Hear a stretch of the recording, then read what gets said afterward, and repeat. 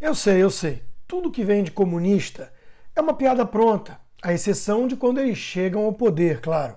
Aí vira um pesadelo sem qualquer graça para suas vítimas.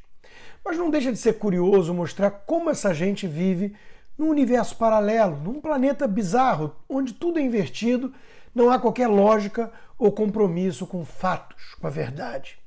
Tudo são narrativas soltas. Comecemos pelo palhaço mais divertido de todos, até lembrarmos que se trata de um dos homens mais poderosos no Brasil hoje. Eu falo do embaixador chinês em nosso país, Yang Wei-ming, aquele que intimida deputados federais eleitos, que faz chantagem com vacina e tudo mais.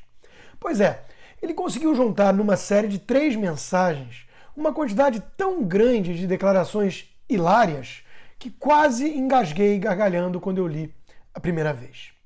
Vejam só. Essa única postagem expõe como a ONU é uma palhaçada.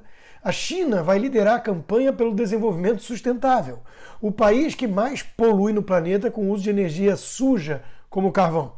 A China vai lutar por direitos humanos, ela que tem campo de concentração para minorias. A China vai garantir a liberdade dos seres humanos. E tudo isso por meio das Nações Unidas. Sério, quem não chorou de tanto rir? Se não fosse tão trágico, seria cômico demais. Fala a verdade. Logo depois de ler essa thread do embaixador chinês, eu me deparei com essa mensagem do PCdoB, o Partido Comunista do Brasil, país que não tem comunistas ou qualquer risco de mergulhar no comunismo, segundo nossos jornalistas comunistas. A nota oficial do partidão é em defesa do povo cubano, ou seja, do governo ditatorial.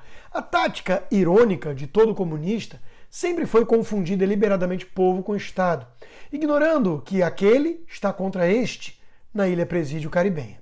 A nota do PCdoB foi na mesma linha daquela do MST, daquela do PT e também do comentário do invasor fofo Boulos ou do Lula, todos unidos na defesa do regime mais opressor e assassino do continente. E são esses os democratas que lutam para salvar a nossa democracia da ameaça fascista que vem de Bolsonaro. Ou seja, eles alegam, com a cumplicidade dos comunistas espalhados nas redações, que é isso que acontece. Por falar em PT, o seu líder Lula é um grande piadista.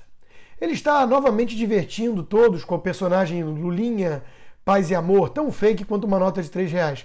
Mas entre tantas piadas, eu encontrei algo que parece sério pela primeira vez. Pode ser piada também, mas vamos lá. Lula chama de crime de lesa pátria privatizar a Petrobras. Eu acredito na sinceridade de Lula. Ele está advogando em causa própria. Como ele tem a esperança de voltar ao poder com a ajuda suprema e da mídia, considera um crime de lesa pátria tirarem as gigantescas e suculentas tetas da Petrobras de suas garras. Como ficaria a soberania dos corruptos? O petróleo é nosso, repetem, e é deles mesmo. O petrolão que o diga.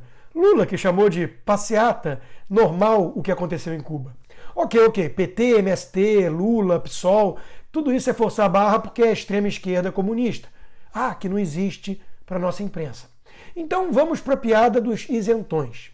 Ela se baseia em bancar o equidistante entre dois extremos, no fundo, dando um jeito de demonizar a direita. Foi o caso do comediante Marcelo Tais, que costuma ser mais engraçado quando é involuntário, quando faz análise política. Eu vou desenhar também.